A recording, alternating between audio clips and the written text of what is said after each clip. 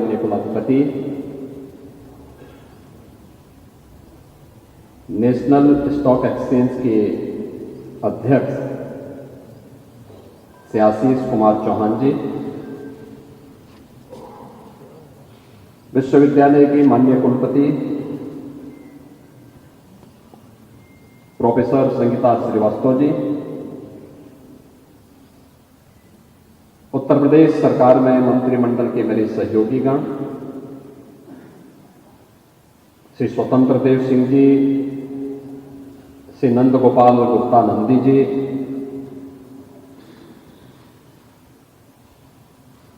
महापौर प्रयागराज श्री गणेश केसरवानी जी, माननीय सांसद श्री प्रवीण पटेल जी, विधान परिषद के हमारे माननीय सदस्यगण श्री सिद्धार्थनाथ सिंह जी, पीयूष रंजन निषाद जी, हर्षवर्धन वाजपेयी जी, नवनिर्वाचित विधायक श्री दीपक पटेल जी, विधान परिषद के सदस्य श्री सुरेंद्र चौधरी जी, अधिष्ठाता कला संकाय इलाहाबाद विश्वविद्यालय प्रोफेसर अनामिका राय जी, विश्वविद्यालय के सभी सम्मानित आचार्यगण और विश्वविद्यालय के द्वारा जिन्हें अभी यहां भी सम्मानित किया गया है,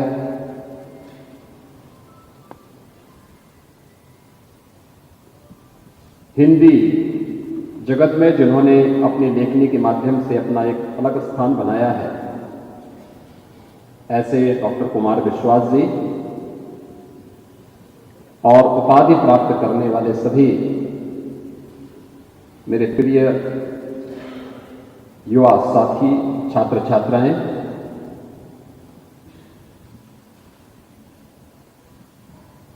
ये मेरे लिए अत्यंत आनंद की अनुभूति का क्षण है जब प्रयागराज की पावन धरा पर इलाहाबाद विश्वविद्यालय के इस 136वें दीक्षांत समारोह के अवसर पर मुझे आप सबके बीच में आने का अवसर प्राप्त हुआ और अपने इन युवा साथियों को उनकी उपाधि प्रदान करने के अवसर के साथ ही हिंदी के प्रति सम्मान व्यक्त करते हुए श्री कुमार विश्वास को विशेष मानद उपाधि से भी सम्मानित करने का अवसर प्राप्त हुआ है। मैं इस अवसर पर उपाधि प्राप्त करने वाले सभी ऊर्जावान युवा साथियों को और श्री डॉक्टर कुमार विश्वास जी को हृदय से बधाई देता हूं, इन सब का हृदय से अभिनंदन करता हूं।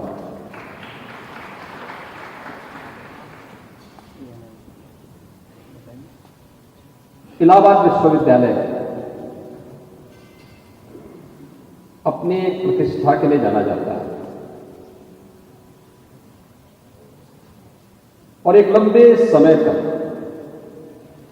जीवन का ऐसा कौन सा क्षेत्र था जिस क्षेत्र में इलाहाबाद विश्वविद्यालय ने इस देश को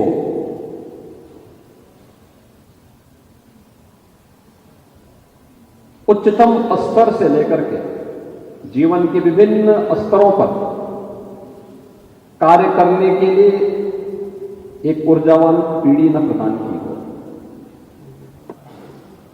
सार्वजनिक जीवन में सेवा का क्षेत्र हो, साहित्य का क्षेत्र रहा हो,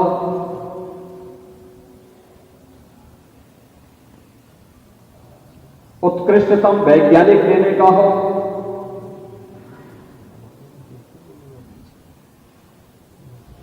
देश की न्यायिक सेवाओं में उच्चतम न्यायालय से लेकर के जनपद न्यायालय के न्यायिक अधिकारियों की एक लंबी श्रृंखला देने का कार्य रहा हो। कोई भी ऐसा क्षेत्र नहीं था जिसमें एक समय, चाहे वह प्रशासन का हो, जिसमें ज्वाइंट मजिस्ट्रेट से लेकर के कैबिनेट सेक्रेटरी तक प्रतिनिधित्व इलाहाबाद विश्वविद्यालय करता हुआ दिखाई देता था। लेकिन समय की गति होती है, और जैसे कि यहां के कुलपति जी ने अपने प्रारंभिक उद्बोधन में इस बात का उल्लेख किया,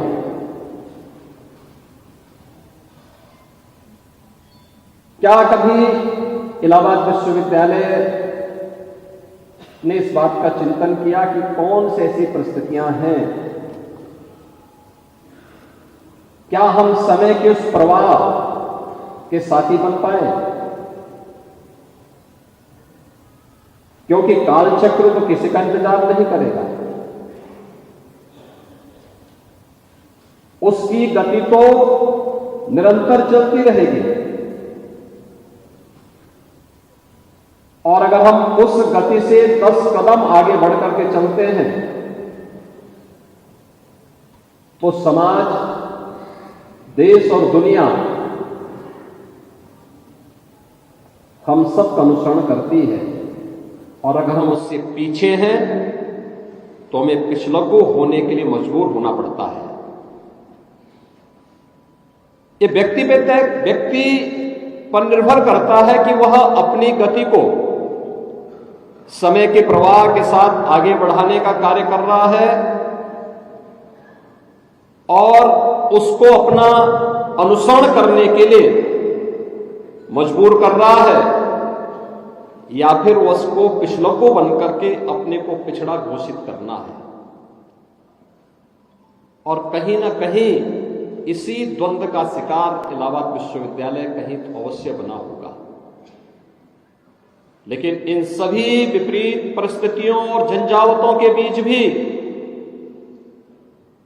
इस विश्वविद्यालय ने इस चुनौती का सफलतापूर्वक सामना करते हुए आज फिर से उस प्रतिष्ठा को प्राप्त करने की अंतः वेदना को महसूस किया है, और फिर से अपने पुरातन गौरव को स्थापित करने की जो तड़प है, मैं विश्वास के साथ कह सकता हूं कि इलाहाबाद विश्वविद्यालय अपने पुरातन गौरव को अवश्य प्राप्त करेगा, इसमें कोई संदेह नहीं है।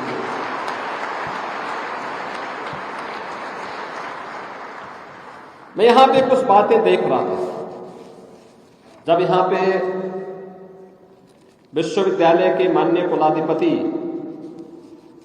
दीक्षांत उपदेश दे रहे थे। मित्रों, जब हम लोग दीक्षांत उपदेश की चर्चा करते हैं तो ये केवल दीक्षा का अंत नहीं है, एक नूतन शुरुआत होती है,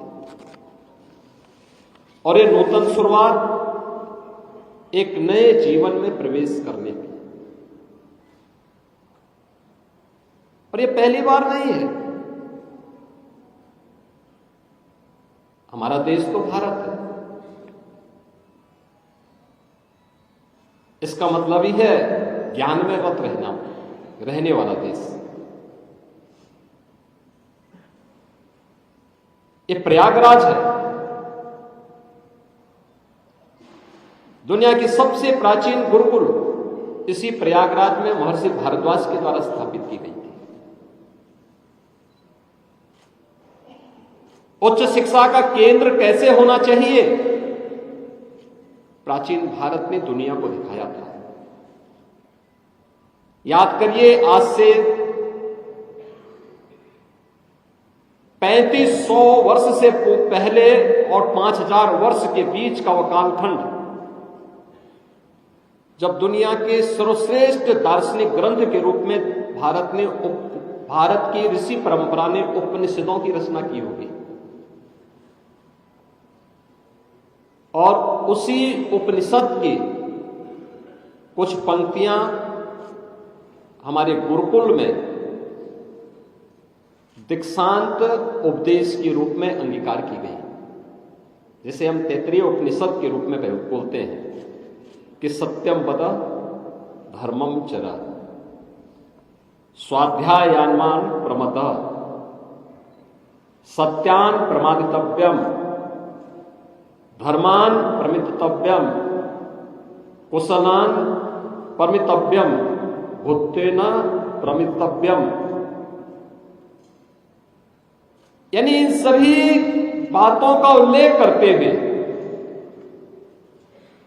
देव पितृ कार्याभ्याम न प्रमितव्यम मातृ देवो भव पितृ देवो भव आचार्य देवो भव अतिथि देवो भव। ये तैत्तिरीय उपनिषद का वह दीक्षांत उपदेश है जो हमारे गुरुकुलों में आज से नहीं हजारों वर्षों से अपनी शिक्षा पूर्ण करने के बाद एक नए जीवन में प्रवेश करने वाले छात्र को प्रदान किया जाता था। यानी कि सत्य बोलना, धर्म का आचरण करना, स्वाध्याय में प्रमाद न करना, सत्य से न हटना, धर्म से न हटना, कुशल कार्य में प्रमाद न करना, महान बनने के अवसर से वंचित न रहना,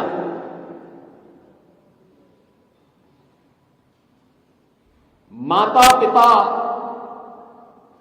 के प्रति सम्मान का भाव रखना, देव और पितरों के कार्यों से अपने आप को प्रमाद न करना, अन्यान्य दोष रहित कर्मों से अपने आप को जोड़ना। यानी किस पवित्र भाव के साथ जब और क्यों इस प्रकार की स्थिति पैदा हुई। मैं सोचता हूं जब भी मुझे किसी संस्थान में जाने का अवसर प्राप्त होता है, दीक्षांत उपदेश को मैं बोलता हूं कि दीक्षांत उपदेश में सत्य की बात भी है, धर्म की बात भी है, तो मुझे 5000 वर्ष पहले भगवान वेद व्यास की भी ये बात याद आने लगती है। याद करिए, भारत को चारों वेदों को एक संहिता के रूप में आने वाली पीढ़ी को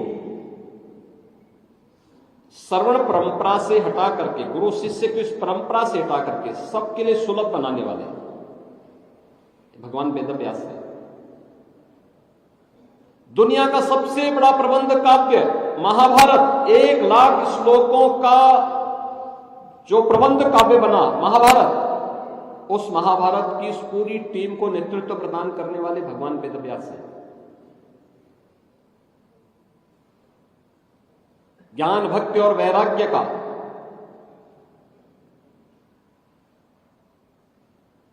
और कोई ऐसा सनातन धर्मावलंबी नहीं होगा जो अपने घर में या जिसकी इच्छा ये न होती हो कि श्रीमद् भागवत महापुराण की कथा मैं एक बार सुनो।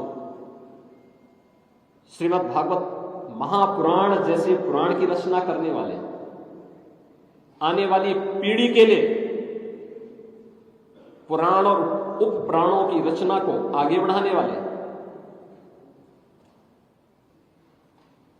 कुरुवंश को हर विपरीत परिस्थिति में बचाने वाले, और एक नहीं 8 पीढ़ी तक जिस वेद व्यास ने कुरुवंश को न केवल मार्गदर्शन किया बल्कि विपरीत परिस्थितियों में उसको बचाने का प्रयास भी किया। और इन सब के बावजूद उनका जीवन कितनी वेदना और पीड़ादायक था।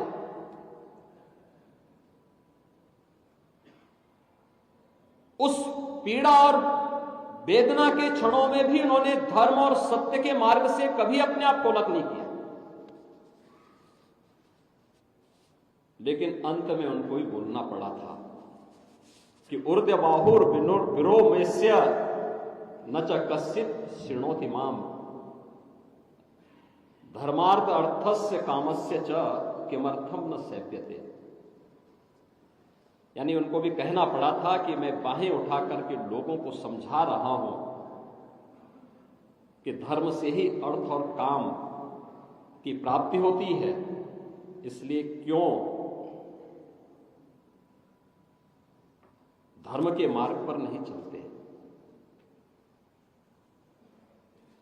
क्या भारतीय मनीषा ने धर्म को केवल उपासना विधि माना?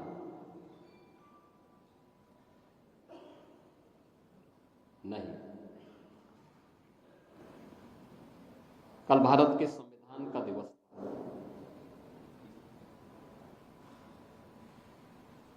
26 नवंबर 1949 को भारत ने अपना संविधान अंगीकार किया था।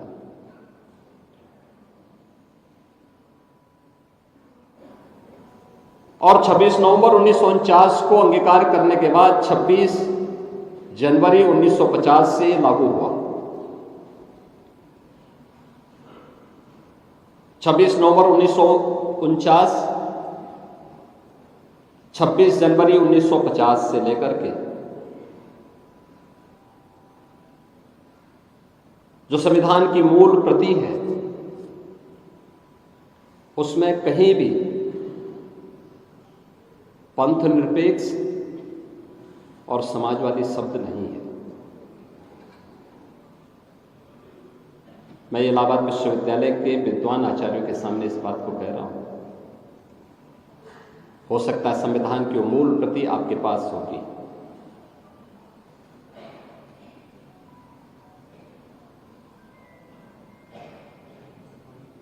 कहीं भी ये दो शब्द नहीं है। ये दो शब्द जोड़े गए तब जब इस देश में संसद भंग थी, इस देश में न्यायपालिका के अधिकार कुंद कर दिए गए थे, इस देश के लोकतंत्र पर कुठाराघात हुआ था, और जिन लोगों ने संविधान का गला घोटने का काम किया था वे लोग संविधान बचाने का ठेका लेकर के आज ढिंडोरा पीट ले जा रहे हैं। ढिंडोरा पीटे जा रहे हैं, आज कह रहे हैं कि साहब संविधान खतरे में है, लोकतंत्र खतरे में है। प्रश्न ये उठता है कि यह समाज मूल्यांकन उन लोगों का कब करेगा जो लोग लोकतंत्र के लिए स्वयं खतरा है,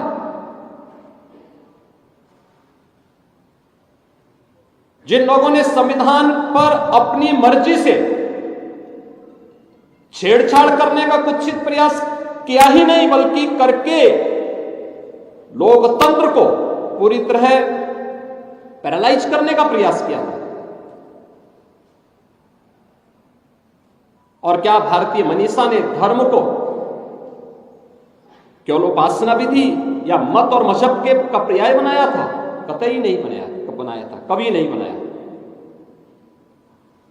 हमारे यहां धर्म की बहुत विराट परिभाषा है, बहुत विराट। अगर आप इसको देखेंगे, भारत के संविधान की भावनाओं के अनुरूप ही अगर आप देखेंगे तो भारत का संविधान तो कहता है कर्तव्य, सदाचार,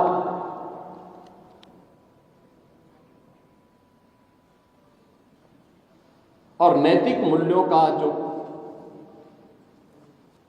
प्रवाह है जिस पर व्यक्ति और समाज का जीवन टिका है वही धर्म है। हमारे दर्शन कहते हैं यतो अभ्युदय निःश्रेयस से सिद्धि सधर्म, यानी धर्म वह नहीं है जिसको हम आज के दिन पे मान ले रहे हैं।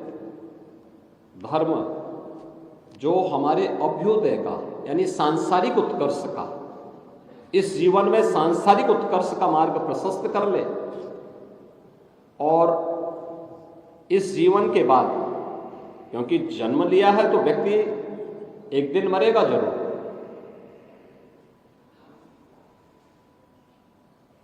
मुक्ति का मार्ग भी प्रशस्त कर ले, वही धर्म है। धर्म को किसी संकीर्ण दायरे में कैद करके भारतीय मनीषा ने कभी नहीं रखा।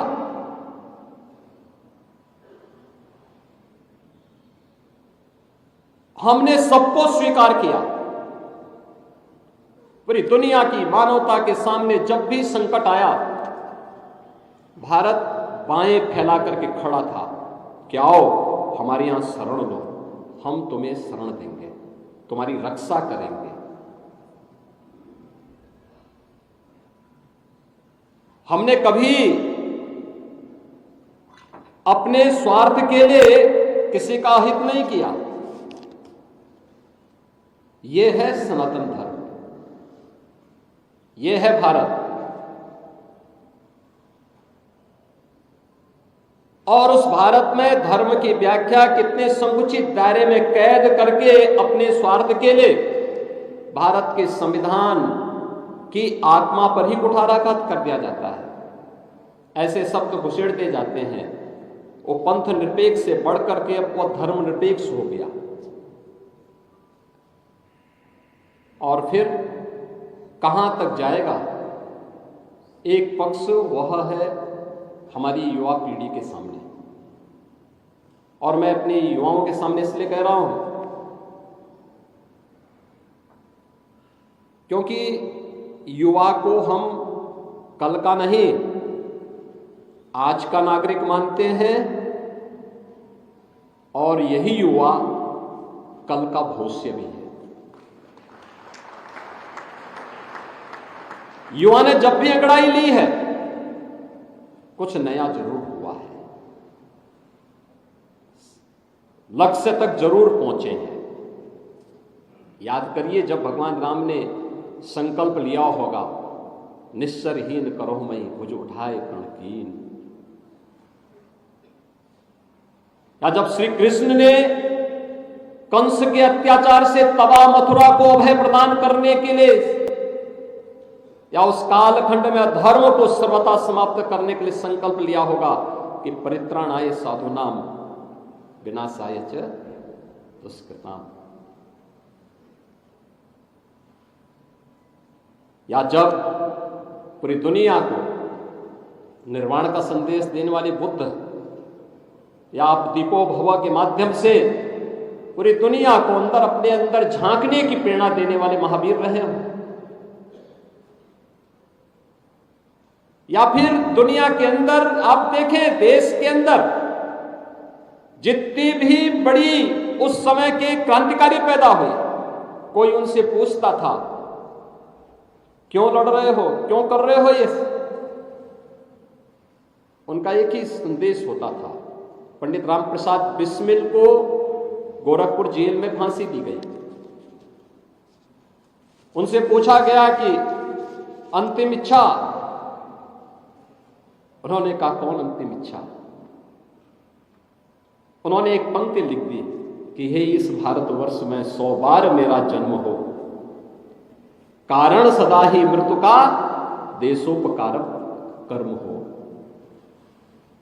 उन्होंने ये नहीं कहा कि मुझे मुक्ति मिले, उन्होंने ये नहीं कहा कि मुझे कोई रत्न मिले।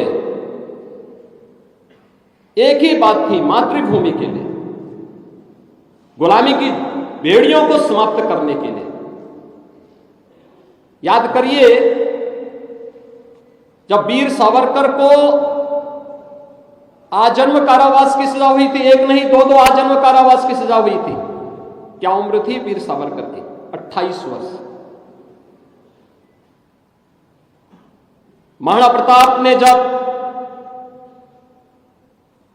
प्रथम युद्ध लड़ा था अकबर के खिलाफ, मात्र 22,000 की सेना थी महाराणा प्रताप के पास, और अकबर की सेना 1 लाख से अधिक थी।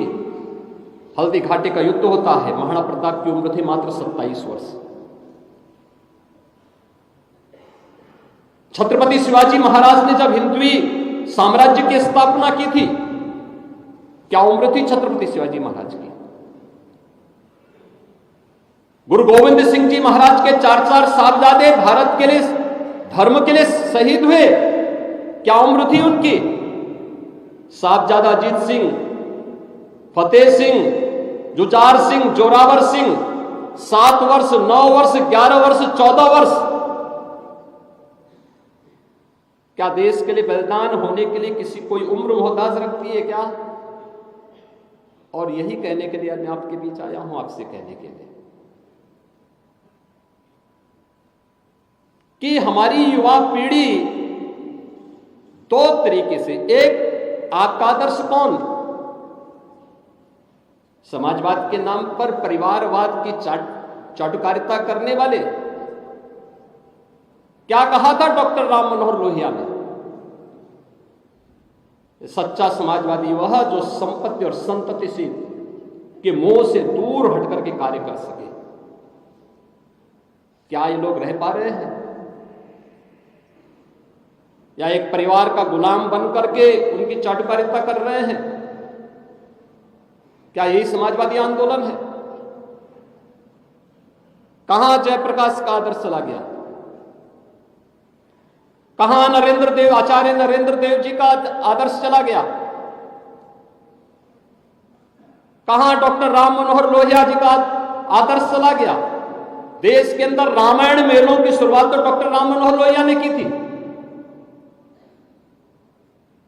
तुम मुझे खून दो, मैं तुम्हें आजादी दूंगा, नेताजी सुभाष चंद्र बोस का यह घोष। कौन ऐसा भारतीय होगा जो जाति, मत और मजहब से ऊपर उठ करके इसको अंगीकार न किया हो? और इसीलिए मैं आज आपसे कहने के लिए आया हूं, एक और हमारा युवा पीढ़ी देश के बारे में क्या सोचता है, आज उसे जब सोचना होगा तो उन्हें इन महापुरुषों के बारे में एक बार इनके उद्घोष को भी अंगीकार करना होगा। और ये सभी युवा हैं। और दूसरी तरफ हम नए ज्ञान की परंपरा से अपने आप को वंचित नहीं कर सकते, कभी नहीं वंचित कर सकते। हर नया ज्ञान अपने आप में एक विज्ञान होता है, उससे आप अपने आप को दूर नहीं कर सकते। जब भी आप उससे अपने आप को दूर करेंगे तो आपके लिए स्वयं भी आने वाले समय के लिए आप स्वयं के लिए बैरियर खड़ा कर रहे हैं।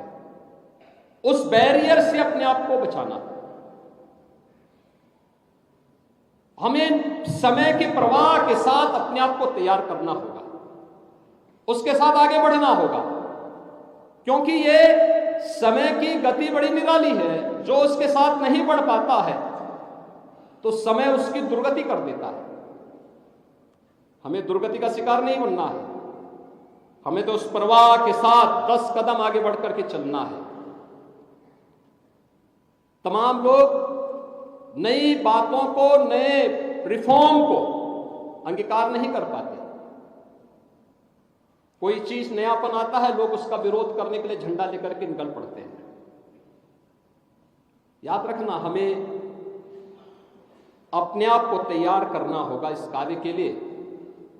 और समय गया जब नारे लगते थे कि मेरी मांगें पूरी हो चाहे जो मजबूरी हो, और बंद होना चाहिए। देश और समाज का उत्थान इसमें कभी नहीं हो सकता, कभी नहीं हो सकता। याद रखना, हमारा एक एक क्षण, एक एक पल राष्ट्र धर्म के लिए समर्पित होना चाहिए। हमें नए ज्ञान से ओतप्रोत होना होगा। इलाहाबाद विश्वविद्यालय को फिर से जीवन के प्रत्येक क्षेत्र में युवाओं की एक उत्कृष्ट टीम को नेतृत्व प्रदान करना पड़ेगा, उसे आगे बढ़ाना पड़ेगा। और मैं इस बात को भी स्पष्ट उल्लेख करूं, हम लोग चाहते हैं, प्रधानमंत्री जी ने भी इस बात का उल्लेख किया है, बार बार उन्होंने कहा कि राजनीति में अच्छे और पढ़े लिखे युवाओं को आना चाहिए। और विश्वविद्यालयों को भी तय करना चाहिए कि छात्र संघ की जगह क्या हम विश्वविद्यालयों में युवा संसद का गठन कर सकते हैं। ये युवा संसद जिसमें हर क्लास में तय होना चाहिए कि पहले ही वर्ष में कोई छात्र चुनाव लड़ने के लिए ना आने पाए, लेकिन हर क्लास में पहले प्रतिनिधि चुने जाएं और फिर उन प्रतिनिधियों में तय किया जाए कि कौन दूसरे तीसरे ईयर्स में या फिर पीजी के कौन से छात्र चुनाव के मैदान में अपने आप को तैयार कर सकते हैं, कौन चुनाव लड़ेंगे? मेरिटोरियस छात्र, जीवन के अलग अलग क्षेत्र में कार्य करने वाले वे छात्र जो समाज को दिशा दे सकते हैं, वे लोग जाए। अन्यथा मैं एक बार देख रहा था एक विश्वविद्यालय में छात्र संघ का एक पदाधिकारी मुझे मिला, तो मैंने कहा भैया, मैंने कहा तुम्हारी तो उम्र बहुत ज्यादा लग रही है। तो तब मुझे किसी ने बताया कि साहब ये इस समय छात्र संघ का उपाध्यक्ष है और इनका पुत्र भी बीए में पढ़ रहा है। अब मुझे बताओ कि जिसका पुत्र बीए में पढ़ रहा हो उसी विश्वविद्यालय में वो छात्र संघ का पदाधिकारी बन रहा है। यानी जैसे कि छात्र संघ का पदाधिकारी बनने के लिए ही वो विश्वविद्यालय में प्रवेश लिया है। आखिर उसकी भी तो एक सीमा होनी चाहिए, उस सीमा का अतिक्रमण तो नहीं होने देना चाहिए।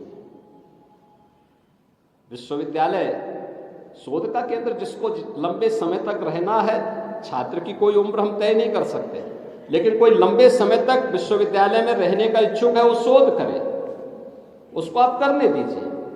लेकिन छात्र संघ के चुनाव को लड़ने के लिए तो एक समय सीमा तय करनी ही पड़ेगी और युवा संसद का गठन होना चाहिए, लेकिन ये सभी एक समय में एक साथ हो। चुनाव का समय क्या है? आप सत्र नियमित करिए, 15 अगस्त से लेकर के 25 अगस्त के बीच में तय कर लीजिए कि इस दौरान सभी प्रवेश की प्रक्रिया को पूरा करते हुए हम छात्र संघ का चुनाव करवा देंगे। और इसके बाद विश्वविद्यालय में पठन पाठन का कार्यक्रम है, लेकिन इसके लिए भी छात्रों की गैदरिंग करके वहीं पे डिबेट कराओ, ओपन डिबेट कराओ। याद रखना, ये जाति, मत और मजहब के आधार पर जब भी आप आपस में छात्रों को, युवा शक्ति को बांटोगे, ये विभाजन न केवल भारत की प्रतिभा का होगा, बल्कि यह विभाजन देश की युवा शक्ति और युवा ऊर्जा को तो विभाजित करने का वो पाप कर ही रहे हैं, उसके विकास की धारा को भी अवरोधित करने का भी कार्य कर रहे हैं। और हमें कभी भी ऐसे लोगों को जो जाति, मत या मजहब के आधार पर विभाजन की उस खाई को चौड़ा करने का प्रयास कर रहे हैं, उसको कभी भी आगे नहीं बढ़ने देना चाहिए, कभी नहीं बढ़ने देना चाहिए। और इसीलिए मैं आप सबसे कहना चाहूंगा कि आज विज्ञान बहुत आगे बढ़ चुका है। मैं जब इसके बारे में सोचता हूं, कहां तक हम पहुंच चुके हैं, एक लंबी यात्रा हम लोगों ने तय कर ली। याद करिए 1990 के दशक के प्रारंभ में देश के अंदर एक आंदोलन चला था, सरकारी बैंकों का कंप्यूटरीकरण हो रहा था, लोग आंदोलन कर रहे थे। आंदोलन इस बात का हो रहा था कि कंप्यूटर लगने से लोग बेरोजगार हो जाएंगे। याद करिए जो लोग उस समय रहे होंगे, कंप्यूटर लगे, लोगों का जीवन आसान हुआ, एक उपभोक्ता को आसानी से सुविधा मिलनी प्रारंभ हुई। उससे पहले होता क्या था? उससे पहले तो बैंक के बाबू या अकाउंटेंट की मर्जी होती थी, वो आपको 10 घंटे खड़ा कर ले, 4 घंटे खड़ा कर ले, या उसको बंद करके चला जाए, कोई फर्क उस पर नहीं पड़ता था। कंप्यूटर आया, काम भी आसान हो गया। कोई व्यक्ति जाता है, तत्काल अपने सारे कार्यों को ऑनलाइन भी देख सकता है और समय से सारी सुविधाएं उसे मिल भी जाती हैं। और अब वही नहीं, अब तो एटीएम भी आ गया, अब उससे भी आगे हम जा चुके हैं।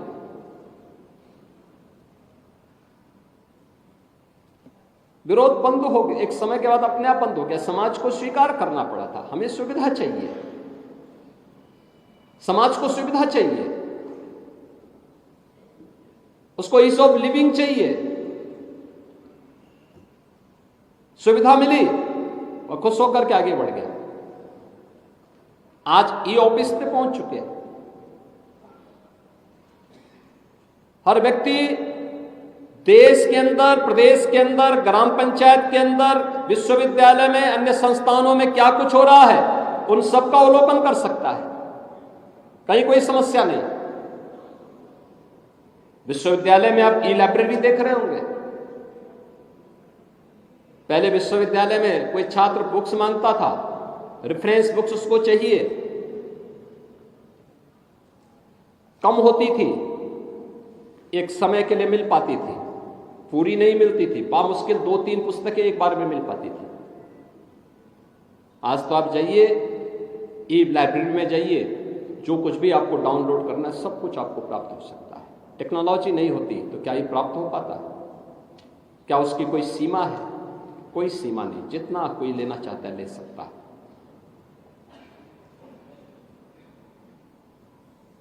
और केवल ये यहीं तक सीमित नहीं है, हर अच्छे कार्य का विरोध हुआ।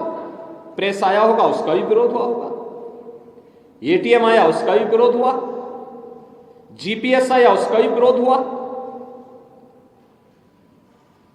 और आज चलते चलते हम कहां पहुंच गए?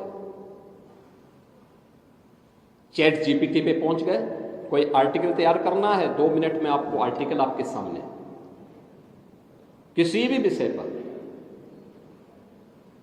इससे ज्यादा समय नहीं लगेगा। आप किसी भी विद्वान से कहेंगे कि एक आर्टिकल हमें तैयार करना है, वो 4-6 घंटा 10 घंटा लगाएगा।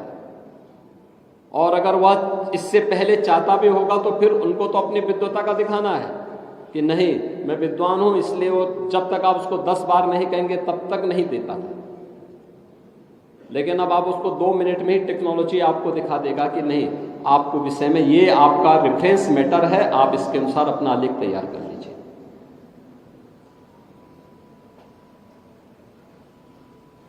आर्टिफिशियल इंटेलिजेंस आपके काम को और आसान कर लिया, लेकिन उतना ही चुनौतीपूर्ण भी है।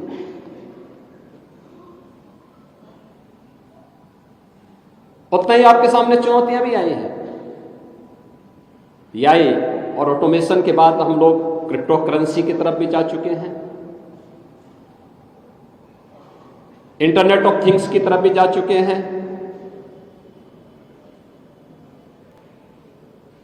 और केवल इसी क्षेत्र में नहीं, कृषि के क्षेत्र में भी जीन एडिटिंग में पहुंच चुके हैं। कौन से ऐसा क्षेत्र है जहां पर आज विज्ञान ने प्रगति न की हो? और अगर हम इससे अपने आप को अलग करते हैं तो हम अपने आप भी, अपने साथ भी अन्याय कर रहे हैं और आने वाली पीढ़ी के साथ भी अन्याय कर रहे हैं। इलाहाबाद विश्वविद्यालय की अपनी एक गौरवशाली परंपरा रही है, जो मैंने पहले भी कहा कि जीवन के प्रत्येक क्षेत्र में एक नेतृत्व वर्ग इस विश्वविद्यालय ने दिया है। यह सच है कि हर नया ज्ञान हो या विज्ञान हो या प्रौद्योगिकी हो, उसकी अपनी चुनौतियां भी होती हैं। यह ज्ञान, यह चुनौती एक दूसरे के पूरक बनते हैं, बशर्ते कि वह सदुपयोग भी हो सकता है और उसका दुरुपयोग भी हो सकता है। अच्छे हाथों में जाएगा तो सदुपयोग होगा, गलत हाथों में जाएगा उसका दुरुपयोग होगा। परमाणु ऊर्जा के भी यही थे, उसके दोनों हेतु बने हैं।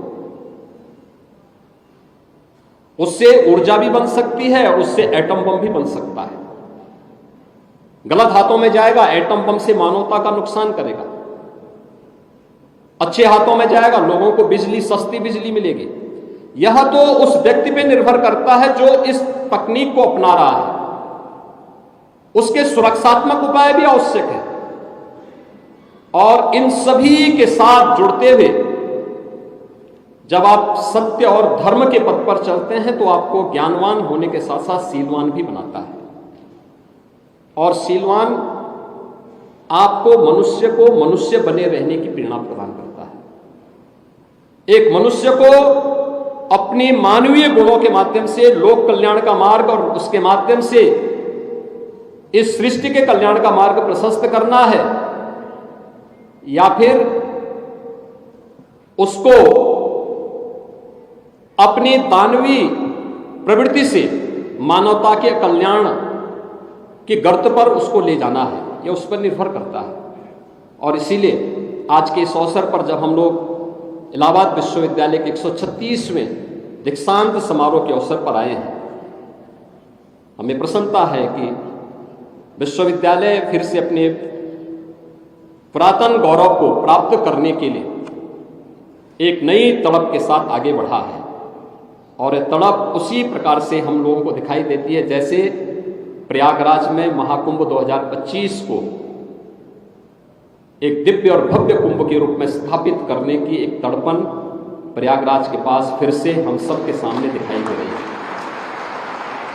मैं इस अवसर पर यहां के विश्वविद्यालय के छात्रों से कहूंगा कि प्रयागराज कुंभ के भी अलग अलग पक्ष को लेकर के आपको भी अपने शोध को आगे बढ़ाना चाहिए, अपने कार्यक्रमों को आगे बढ़ाना चाहिए। कुंभ या माघ मेला प्रयागराज की दृष्टि से क्या है, आध्यात्मिक और धार्मिक लाभ तो उसके हैं, लेकिन यहां की अर्थव्यवस्था पर, यहां के रोजगार पर, यहां के विकास पर इसका प्रभाव क्या पड़ता है, ये सब बातों को अगर हम इसके साथ जोड़ करके देखेंगे तो मुझे लगता है कि आपके लिए एक नया चीज बनेगा।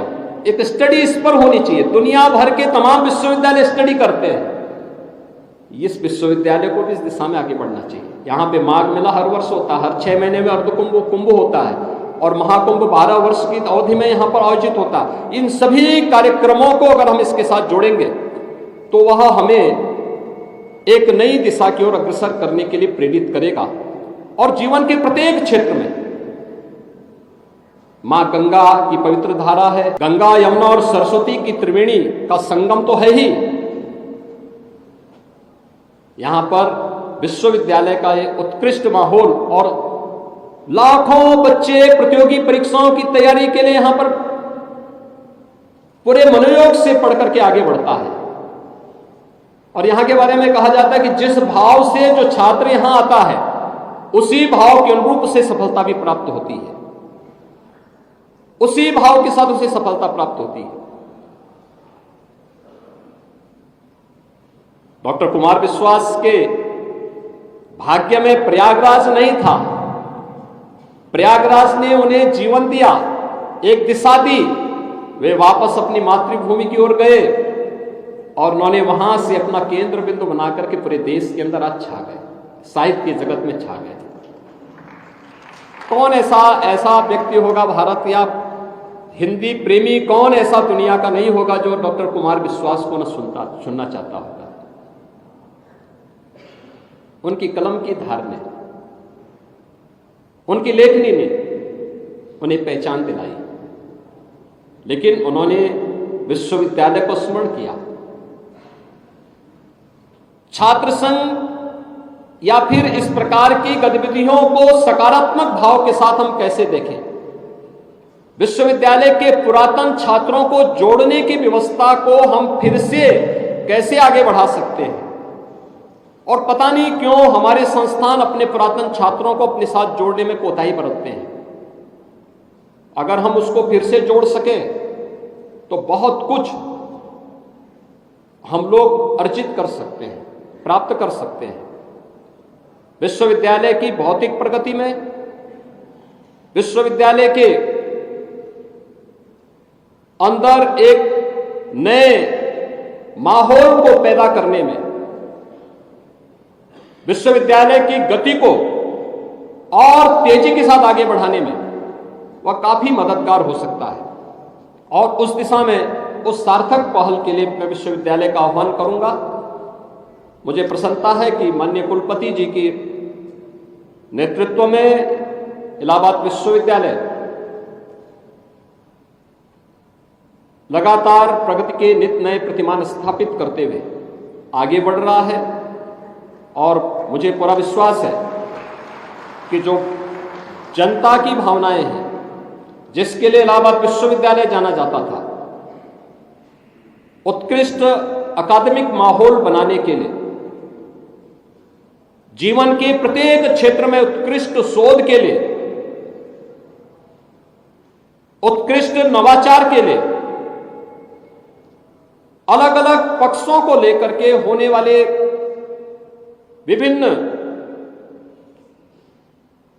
जो स्टडीज हैं उन सब का एक उत्कृष्टतम केंद्र के रूप में विश्वविद्यालय फिर से अपने आप को स्थापित करेगा। इस विश्वास के साथ जिन छात्र छात्राओं को आज यहां पे डिग्रियां प्रदान की गई हैं, मैं देख रहा था उसमें से यहां पे डॉक्टर कुमार विश्वास जी ने भी कहा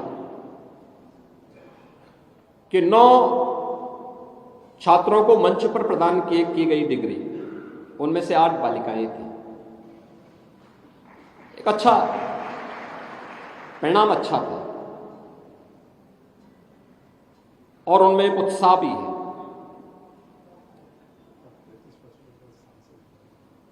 छात्रों को भी उससे कुछ प्रेरणा लेनी चाहिए कि वास्तव में बालिकाएं मेडल प्राप्त कर जा रही हैं, बालक पीछे रुक जा रहे हैं। और जबकि मेरा विश्वास है कि माँ बाप ने बालक पे ज्यादा ध्यान दिया होगा, बालिका पे कम ध्यान दिया जाता है। क्योंकि मैं तो उत्तर प्रदेश के अंदर देखता हूं, मैं एक जनपद में गया था 2017 में,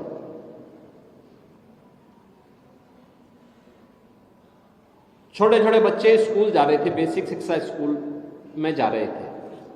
मैंने गाड़ी रोकी, यही नवंबर दिसंबर का महीना रहा होगा। मैंने वहां पर एक बालिका थी, कपड़े भी फटे थे, 3री 4ठी क्लास की बच्ची थी, नंगे पैर थी, कंधे में एक झोला उसने टांगा हुआ था। तो मैंने उससे पूछा, मैंने कहा कहां जा रही हो? कहा स्कूल। मैंने कहा तुम कितने भाई बहन? कहा कि हम 3 भाई बहन हैं, 2 भाई हैं, 1 मैं हूं। तो मैंने कहा भाई स्कूल नहीं पढ़ रहे? कहा नहीं, वो भाई है ना तो दूसरे स्कूल में गए। तो मैंने समझ पाया कौन दूसरा स्कूल। तो उसने कहा मुझे, कहा कि वो अंग्रेजी स्कूल में पढ़ते हैं। और मैंने कहा आप? कहा कि मुझे जो है सरकारी स्कूल में भेजा गया। मैंने कहा तुम्हारे पैर में चप्पल नहीं है, कपड़े भी तुम्हारे फटे पुराने हैं, तुम्हारे भाइयों के पास भी ऐसे ही है। तो उसने कहा नहीं, भाई है ना तो भाई को तो चप्पल भी, जूता भी मिला है और कपड़े भी मिले हैं। तो मैंने कहा तुम्हें क्यों नहीं मिले? कहा नहीं, मुझे सरकारी स्कूल में भेजा गया है। तो मैं लखनऊ आया और लखनऊ मैंने बैठक ली बेसिक शिक्षा परिषद की, और मैंने कहा भी आदेश करो कि हर बच्चे को हम 2 यूनिफॉर्म देंगे और बालक बालिका की एक जैसी यूनिफॉर्म देंगे, जूते मोजे भी देंगे, यूनिफॉर्म भी देंगे। 1,91,00,000 बच्चों को हम आज के दिन पे 2 यूनिफॉर्म देते हैं, स्वेटर भी देते हैं, बैग, बुक्स, शूज, सॉक्स सब देते हैं। एक समानता उसके माध्यम से लाने का कार्य किया गया। याद रखना, जब तक हम समानता नहीं लाएंगे, बालक और बालिकाओं के बीच के विभेद को समाप्त नहीं करेंगे, प्रगति नहीं होगी। जब तक चाहे वह परिवार के अंदर के वाद को हो, चाहे वह समाज के बीच के बात का हो, जब तक इस पर कठोर प्रहार नहीं होगा, तब तक प्रगति हमारी बाधित होती रहेगी। और उसी कठोर प्रहार के लिए हम सबको तैयार होना होगा। हमारे अकादमिक संस्थानों को, हमारे विश्वविद्यालयों को वर्तमान की इन चुनौतियों से जूझने के लिए युवा पीढ़ी को तैयार करना होगा। वह समय गया जब समाज की खाई को चौड़ा करके लोग अपना उल्लू सीधा करते थे। अब उससे काम नहीं चलने वाला है। हमें दुनिया को देखना होगा, हमें देश की प्रगति के साथ अपने आप को तारतम्य स्थापित करते हुए आगे बढ़ना होगा। और इस देश से राष्ट्रीय शिक्षा नीति आदरणीय प्रधानमंत्री जी की प्रेरणा से आप सबको प्राप्त हुई है। राष्ट्रीय शिक्षा नीति एक नए भारत की दिशा में एक महत्वपूर्ण कदम है। जब ये देश अपनी आजादी का शताब्दी वर्ष मना रहा होगा 2047 में, तब कैसा भारत हमें चाहिए। उस भारत के सपने को साकार करने की एक अभिनव यात्रा है और शिक्षा जगत को, हमारे युवाओं को उसके साथ तारतम्य स्थापित करते हुए आगे बढ़ना होगा, अपने आप को तैयार करना होगा। दीक्षांत समारोह उसी की एक नई कड़ी के रूप में आज इन सभी छात्रों को, जिन्हें आज उनकी डिग्री अवार्ड की जा रही है, उनके नए जीवन में प्रवेश करने का एक नया अवसर उन्हें प्रदान कर रहा है। मैं उनको और उनके माता पिता को हृदय से अभिनंदन करता हूं। आप सबके प्रति अपनी शुभकामनाएं देता हूं। विश्वविद्यालय परिवार को दीक्षांत समारोह में आमंत्रित करने के लिए हृदय से धन्यवाद देते हुए अपनी वाणी को विराम देता हूं। धन्यवाद। जय हिंद।